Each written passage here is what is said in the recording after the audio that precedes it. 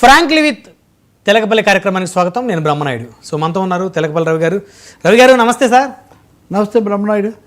So TDP పెద్దలకు నమస్తే, లోకేష్ టీంకి వెల్కమ్. అంతా యువరక్తం మహానాడు రెండో రోజు కార్యక్రమం అంగరంగ వైభవంగా జరుగుతుంది. రవి గారు, అదేవిధంగా ఒకే పదవిలో 3 సార్లు కంటే ఎక్కువ ఉన్న వాళ్ళకు కొత్త పదవులు కీలక బాధ్యతలు ఇచ్చేదాని మీద ఒక ఉత్కంఠ వాతావరణం నెలకొంది. లోకేష్కి పార్టీ వర్కింగ్ ప్రెసిడెంట్ అనే డిమాండ్ పెరుగుతూ ఉంది. కొద్దిసేపటి క్రితం ధూళిపాల నరేందర్ లాంటి టీడీపీ శాసనసభ్యులు నారా లోకేష్ గారికి వర్కింగ్ ప్రెసిడెంట్ ఇవ్వాలంటూ బహిరంగంగా మాట్లాడుతూ ఉన్నారు. అప్పుడు డిప్యూటీ సీఎం జపం చేశారు, ఇప్పుడు పార్టీ వర్కింగ్ ప్రెసిడెంట్ ఇవ్వాలంటున్నారు. ఏంటి సార్? అంటే ఇంక ఏదైనా కానీ వడ్డించేవాడు మనవాడైతే కడబంతిన కూర్చుంటే కూడా ఇబ్బంది ఏముందని. కడబంతి కాదు, మొదటి బంతిలోనే ఉన్నారు. ఈసారి మొదలైనప్పటి నుంచి కూడా లోకేష్కు పగ్గాలు అప్పగించడం అనేది కీలకమైన అంశంగా ఉంది. అది అందరం చెప్పుకున్నటువంటిదే. కానీ అనుకున్న దానికంటే కూడా వేగంగాను వచ్చింది. వీళ్ళు ఎందుకు ఈరోజు చంద్రబాబు నాయుడే స్వయంగా రామారావుకి నివాళులు అర్పిస్తూ మాట్లాడినప్పుడు లోకేష్ను ప్రత్యక్షంగా కొనియాడారు. అది మనం చూడొచ్చు. లోకేష్ బాగా చదువుకున్నాడు, అన్నీ బాగా చేస్తున్నారు. ఇప్పుడు 6 శాసనాలు అనేవి తీసుకొని వచ్చి వాటిని పర్మనెంట్గా పెడుతున్నారు మనకు. అలాగే కింజరాపు రామ్మోహన్ నాయుడు, నా మిత్రుడు, ఈయన కొడుకు ఎర్రనాయుడు కుమారుడు, బాగా చిన్న వయసులోనే యంగెస్ట్ ఇదిగా ఉన్నారు. కాబట్టి కొత్త నాయకులను తయారు చేయాలి. తెలుగుదేశం పార్టీ సాధించిన విజయాల్లో కొత్త నాయకులను తయారు చేయడం కూడా ఒకటి అని స్పష్టంగా చెప్పారు. మీరు అన్నట్టు ధూళిపాల నరేంద్ర సీనియర్ శాసనసభ్యుడు, సూపర్ సీనియర్, ఆయన అడిగారు.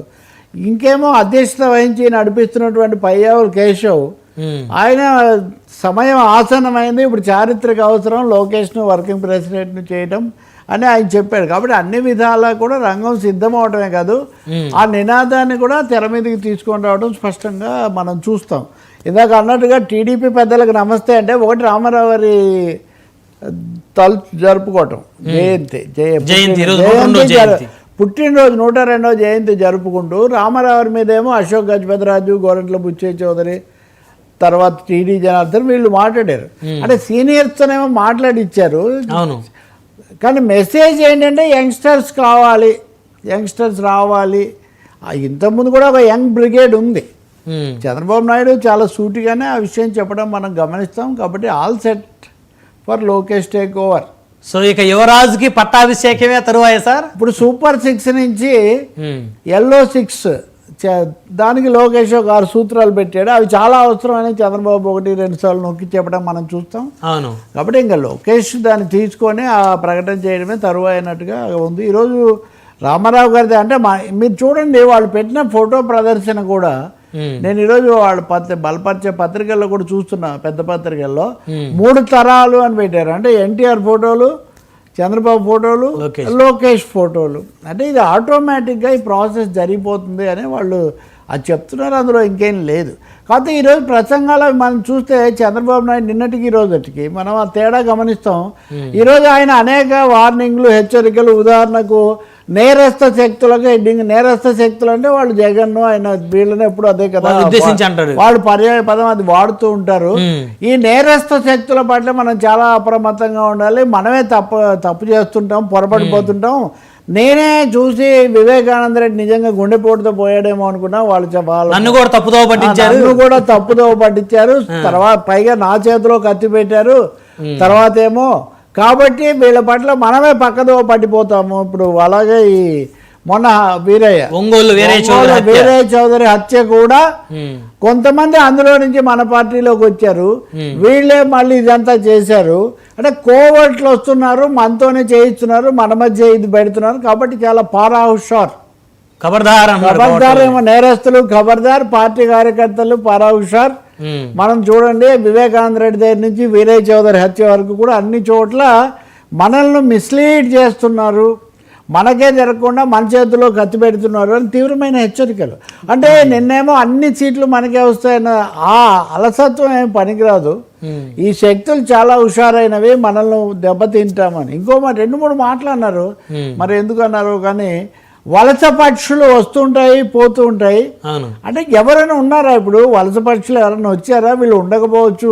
అని అపనమ్మకం. అంటే ఎన్నికల ముందు వైసీపీ వాళ్ళు చాలా మంది జాయిన్ అయ్యారు కదా. వచ్చారు, చేర్చుకున్నారు కదా, మరి వాళ్ళందరినీ వలస పక్షులుగానే ఇష్టపూర్వకంగానే చేర్చుకున్నారుగా. అప్పుడు వెంటబడి చేర్చుకున్నారు, చాలా ముచ్చటపడ్డారు. ఇప్పుడు పార్థసారథి లాంటి వాళ్ళు మంత్రులే అయ్యారు, చివరిలో వచ్చి చేరిన వాళ్ళు కూడా. వేమిరెడ్డి ప్రభాకర్ రెడ్డి గారు ఇప్పుడు వలస పక్షులు అనడం ద్వారా వీళ్ళందరూ కూడా ఒక విధంగా తక్కువ చేసినట్టుగా మనోభావాలు, రాజకీయ భావాలు ఇవన్నీ కూడా దెబ్బతింటాయా తెలియదు. మరి ఎందుకన్నారు, వెళ్ళిపోతారు. అవును, ఇప్పుడు ఇది నిజంగా పార్టీ పరంగా చూసినప్పుడు ఎందుకైతే ఏ సమయంలో అయితే బయట నుంచి వచ్చి చేర్చుకున్న తర్వాత వీళ్ళు ఉండరు, వెళ్ళిపోతారని పార్టీలో ఉన్న 2 రకాలు ఉన్నాయి. కోవర్టులు, వలస పక్షులు, సిన్సియర్ కార్యకర్తలు అని 3 రకాలుగా తెలుగుదేశం పార్టీలో ఉన్నారో తెలియదు. కానీ చంద్రబాబు నాయుడు అయితే ఆ హెచ్చరిక చేయదలుచుకున్నాడు. మన పార్టీలో వైసీపీ కోవర్టులు చాలా మంది ఉన్నారు, వాళ్ళు పక్కదో పాటిస్తారు, మీరు జాగ్రత్తగా ఉండాలి, ఖబర్దార్ నేరస్తులను నేను ఏమాత్రం ఉపేక్షించానని. కాబట్టి వాయిస్ అనేది బాగా పెంచడం మనం చూస్తాం. అంటే ఇటు యువ నాయకులకు ఆహ్వానం, వాళ్ళకేమో స్వాగతం, రెండో వైపునేమో ఈ కార్యక్రమం. అంటే ఒకవేళ ఎవరైనా ఇతర పార్టీల నుంచి ఎన్నికల ముందు జాయిన్ అయినటువంటి వాళ్ళు వారికి మంత్రి పదవి ఇవ్వలేదనో, వాళ్ళకి ప్రయారిటీ ఇవ్వలేదనో ఎవరైనా బ్లాక్మెయిల్ చేస్తూ ఉండొచ్చేమో సార్, వాళ్ళని ఉద్దేశిస్తూ ఈయన వలస పక్షులను మాట్లాడారేమో సభలో. అనుకోవాలి, ఖచ్చితంగా కొంత అసంతృప్తి ఉంది, కొంత వాళ్ళ మీద, ఈయనకు వాళ్ళ మీద అసంతృప్తి ఉంది, వాళ్ళకి ఈయన మీద కూడా ఉంది, కొంత అపనమ్మకమే కదా. కోవట్లు, వలస పక్షులు, కనీసం ఇప్పుడు ఆయన అన్నారు కొత్త వాళ్లకు చాలా మందికి అవకాశం ఇచ్చాము, వాళ్ళు ఎమ్మెల్యేలు అయ్యారు, ఏ పార్టీ ఇవ్వలేదు, మంత్రులను కూడా చేశాము, వీళ్ళందరూ కూడా బాగా వెళ్ళాలి అని అన్నారు. కానీ అదే సమయంలో ఇది అలర్ట్గా ఉండాలి, మనం అజాగ్రత్తగా ఉంటే దెబ్బతింటాం, చాలా అంశాలు నేర్చుకోవాలి, ఎప్పటికప్పుడు మారుతూ ఉండాలి, మారిపోవడం వల్ల కూడా మనం ఇదవుతామని ఇవన్నీ చెప్తే, అంటే పార్టీని అప్డేట్ చేసుకోవాలి. మూడోది యువకులకు అవకాశం ఇచ్చి, ఇప్పుడు అయ్యన్న పాత్రుడు ఈ పేర్లన్నీ చదివారు. ఇప్పుడు అయ్యన్న పాత్రుడు రఘురామకృష్ణరాజు రాలేదు, స్పీకర్, డిప్యూటీ స్పీకర్ కాబట్టి వాళ్ళందరినీ తలుచుకున్నప్పుడు నాకేమనిపించిందంటే ఒక నమస్కార బాణం, సూపర్ సీనియర్స్కి ఒక నమస్కార బాణం పెట్టి వాళ్ళ సేవలు గుర్తుపెట్టుకోవాలి, వాళ్ళ దగ్గర నుంచి నేర్చుకోవాలి. అంటే ఇంకా వాళ్ళ సేవలకు ఇంకా వీడ్కోలు పలుకుతున్నాము. మళ్ళీ కొత్త వాళ్ళని తెచ్చుకున్నాం, వాళ్ళకి 5 సంవత్సరాలే వారికి యంగ్ బ్రిగేడ్ రాబోతుంది, సో వాళ్ళు కూడా గుర్తు పెట్టుకోవాలి, లైఫ్ లాంగ్ మీ కుర్చీ మీకు ఉంటుందని అనుకోవద్దు. మూడోది ఇతర పార్టీల్లోంచి వచ్చి ఇక్కడ చేరే అవకాశాలు పొందిన వాళ్ళు ఇంకా మనం కుదురుకున్నాము, మనకి ఇబ్బంది లేదు అనుకోవద్దు, మీరు కోవట్లు లేదా మీరు వలస పక్షులు. అంటే ఇక్కడ నాకు డౌట్ తెలకపల్లి గారు, ఎమ్మెల్యేలుగా ఎన్నికైన వాళ్ళు అన్నారా, లేకపోతే గెలిచిన తర్వాత కొంతమంది జనసేనలోకి, కొంతమంది టీడీపీలోకి రకరకాలుగా వచ్చి కొంతమంది నాయకులు అలా ఉండిపోయారు స్తబ్దుగా? 2 విషయాలు. కూటమి ఏర్పడినప్పుడు చంద్రబాబు నాయుడు ఒక షరతు పెట్టారు. అవును, ఏమని, ఇతర పార్టీలోంచి చేర్చుకునేటప్పుడు కూడా మాట్లాడుకొని చేర్చుకోవాలి, ఇష్టం వచ్చినట్టుగా చేర్చుకోకూడదు అని. ఇద్దరు కలిసి 3 పార్టీలు. మనం కనుక చూస్తే ఎన్నికలు అయిన తర్వాత జనసేనలో ఎక్కువ మంది చేరుతున్నారు. ముఖ్యంగా ప్రకాశం జిల్లాలో కానీ, కృష్ణా జిల్లాలో కానీ, విశాఖలో కార్పొరేటర్ కానీ, గుంటూరు కానీ, దీనికి 2 కారణాలు. గోదావరి జిల్లాలో కానీ, ఇప్పుడు పిఠాపురంలోనూ చేరారు కదా, ఎక్కడెక్కడ ఎందుకు, దీనికి 2 కారణాలు. ఒకటి, తెలుగుదేశంలో అంతర్గతమైన అసంతృప్తి, ఒకటి ఉన్న వాళ్ళకి అవకాశం లేదా మళ్ళీ కొత్తగా తెచ్చి మేము 5 ఏళ్ళ నుంచి అవస్థపడితే వాళ్ళకి మీరు ఇస్తారా, ఇప్పటికే ఒకరిద్దరికి ఇచ్చారు కదా అనేది ఒకటి ఉంది. కాబట్టి తీసుకోవడం జాగ్రత్తగా తీసుకోవాలి. కానీ మీరంటే పెద్ద పార్టీ 40 ఏళ్ళ నుంచి ఉన్నారు, కానీ మేము పెరగాలి కదా జనసేన వాళ్ళు తీసుకోవాలి కదా సార్. బీజేపీకి అయితే అలవాటు, వాళ్ళు పార్టీలకు తెలుగుదేశాన్ని కలిపేసి మింగేశారు కదా వాళ్ళు, రాజ్యసభ మొత్తాన్ని చప్పరించేశారు. కాబట్టి వాళ్ళిద్దరు తీసుకుంటున్నారు. ఈ సమయంలో ఆయన బహుశా చంద్రబాబు నాయుడు అందరినీ కూడా ఉద్దేశించి అది చేసి ఉండాలి. రెండవది, పెద్దగా అవకాశాలు ఉండబోవు, ఈ వలస పక్షులు అనబడే వాళ్లకు మేము పెద్ద విలువ ఏమి ఇవ్వడం లేదు అనేది కూడా వెళ్ళిపోవాలనే సార్ ఈయన అభిప్రాయం.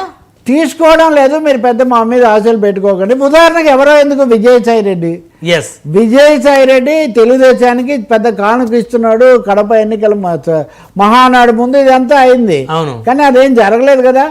రెండోది, విజయసాయి రెడ్డి ఒక ప్రకటన చేశాడు, నన్ను అనవసరంగా మీరు గెలుపుతున్నారు కాబట్టి నేను తప్పనిసరి పరిస్థితులు ఇవన్నీ మాట్లాడుతున్నాను, జగన్ తర్వాత నెంబర్ 2 అన్న వాళ్ళే ఇవన్నీ కూడా చేస్తున్నారు, నేను తెలుగుదేశంలోకి పోతాను వాళ్ళకి అనుకూలం అని ప్రచారం చేస్తున్నారు, నేను మరో జన్మ ఎత్తినా నేను తెలుగుదేశంలో చేరను అవును. అని ఒక ట్వీట్ పెట్టాడు ఆయన. అంటే దీన్ని బట్టి చూస్తే ఏమవుతుందంటే బయట నుంచి తెలుగుదేశంలో చెప్పుకోదగిన వాళ్ళు ఎవరు ఎన్నికలయ్యాక చేరలేదు. అవును.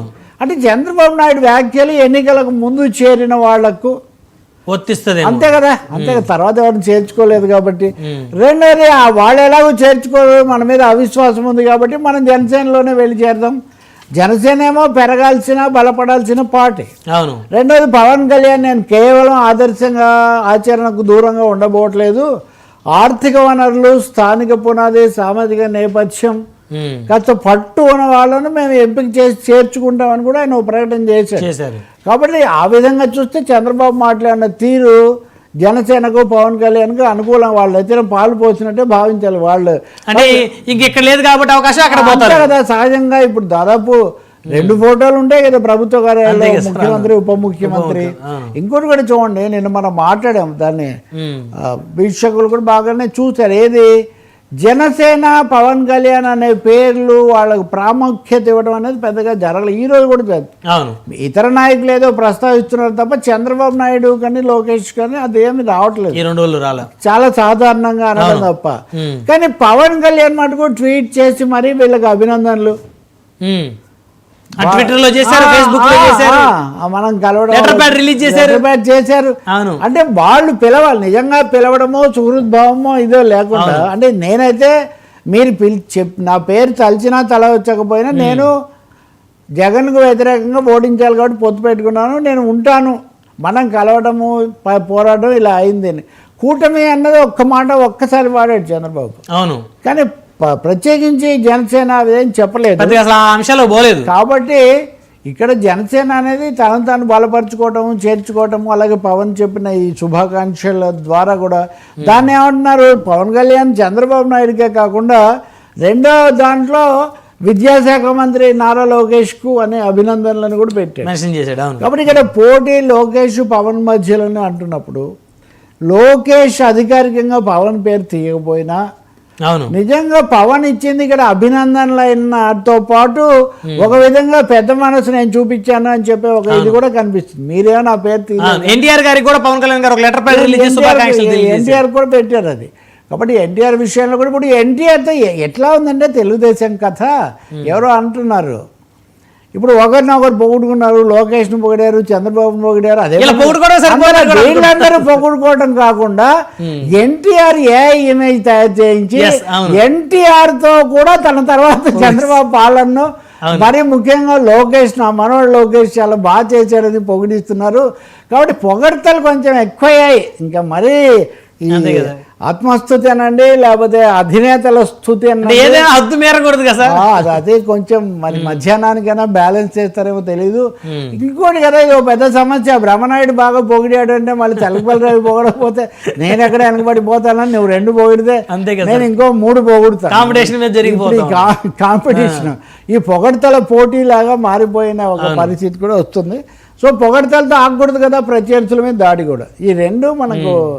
అందుకని అవినాష్ రెడ్డి మాట్లాడాడు. అవినాష్ రెడ్డి, రాచమల్లి శివప్రసాద్ రెడ్డి ఇట్లాంటి వైసీపీ నాయకులు, మీరు అనవసరంగా 10 సీట్లు మీకే అది ఇది అని కలలు కంటున్నారు, అదేం జరగదు అసలు కడపలో అని. అంటే ఆల్రెడీ వైసీపీ వాళ్ళు ప్రతి దాడి పెట్టినట్టు కనిపిస్తుంది. ఈరోజు స్పెషల్గా మే 28 ఎన్టీఆర్ జయంతి, ఆయన అదొక అదనపు అంశంగా ఇక్కడ మారింది. సో మొత్తానికి రేపు ఏదైనా ఒక కొత్త అంశం తెర మీదకి వచ్చే అవకాశం ఉందో? సరే, లోకేష్ గారికి పగ్గాలు అప్పచెప్పటం, పార్టీ పగ్గాలు కొత్త ఎక్కడ ఉంది? మీరంతా బ్రేక్ చేసి అంతా రెడీగా ఉంది, ఎప్పుడు ఏ రూపంలో ఎవరు ప్రతిపాదిస్తారని తప్ప దాని మీద ఇంకా ఆల్రెడీ టీడీపీ కార్యకర్తలు అందరూ కూడా ప్రిపేర్ అయిపోయారు. ఆ చారిత్రక అవసరం అన్నారు, సీనియర్లకు నమస్కారం చెప్పారు, యువరక్తం రావాలన్నారు, యువరక్తం అన్నారు. అదే అక్కడే ఒక చిన్న సమస్య. ఇప్పుడు ఆమె లక్ష్మీపార్వతి ఏదో మాట్లాడి, సరే ఆమె ఎప్పుడు మాట్లాడుతుంటారు కదా, జూనియర్ ఎన్టీఆర్ లాంటి వాళ్ళ ప్రస్తావన ఇక్కడ లేదు. ఇలాంటిది కూడా కొంతమంది తీసుకొస్తున్నారు. రవి గారు, ఇక్కడ మీరు జూనియర్ ఎన్టీఆర్ కాబట్టి జూనియర్ ఎన్టీఆర్ గారి సిస్టర్ అయినటువంటి సుహాసిని గారిని కూడా ఆ వేదిక మీద కూర్చోబెట్టారు.